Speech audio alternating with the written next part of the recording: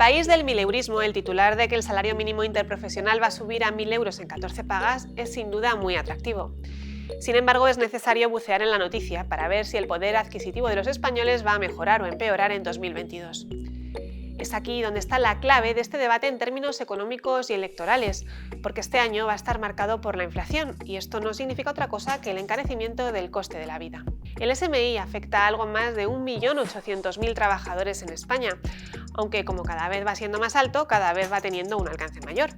Y aunque sea repetitivo decirlo, un análisis no puede dejar de recordar que subirlo es una prerrogativa del Gobierno. Es decir, se puede hacer con un Real Decreto sin depender del Congreso y sin necesitar tampoco el acuerdo de los agentes sociales. Ahora bien, quienes pagan a los trabajadores el SMI son los empresarios, y es por esto por lo que el Estatuto de los Trabajadores establece que el Gobierno siempre consulte con los agentes sociales su actualización.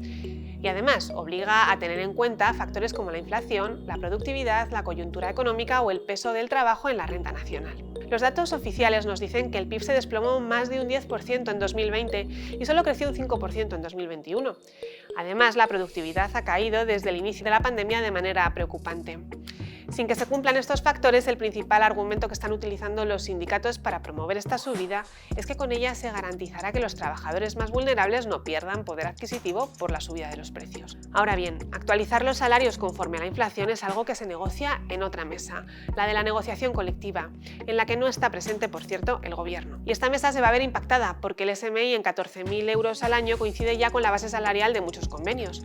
Lo relevante es que de esa negociación es de la que depende el sueldo de la gran mayoría de los trabajadores del sector privado en España. Siguiendo las recomendaciones de Bruselas y del propio Gobierno, los sindicatos no van a pedir aplicar a esos trabajadores el impacto de la inflación este año para evitar que entremos en una espiral que podría ser peligrosa para la economía. Y esta subida del SMI les va a servir como escudo cuando sean criticados por no defender bien los derechos de esos trabajadores del sector privado. Mientras para Yolanda Díaz, que el SMI se sitúe en la barrera psicológica del mileurismo es muy importante de cara a sus electores, sobre todo después de haber aprobado una reforma laboral que consolida el espíritu de la reforma que hizo el Partido Popular en 2012 y que tanto había atacado. Lo curioso de todo esto es que, dejando el campo y la hostelería aparte, muchos de los empleos afectados por el SMI dependen de empresas que trabajan para la administración pública, en sectores como dependencia, jardinería, limpieza o gimnasios.